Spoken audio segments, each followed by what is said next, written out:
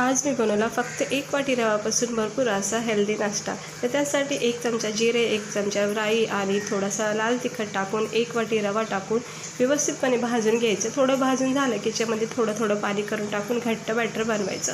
घट्ट बॅटर झालं की त्याच्यामध्ये आवडीनुसार व्हेजिटेबल टाकून थोडासा चाट मसाला आणि हळद, चवीनुसार मीठ टाकून मिक्स करून घ्यायचं।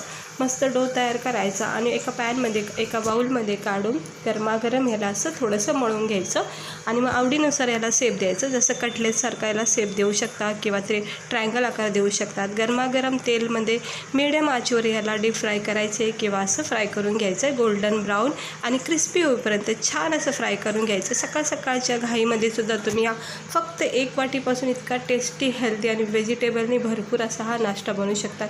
लहान मुलासाठी तर खूपच उत्तम आहे।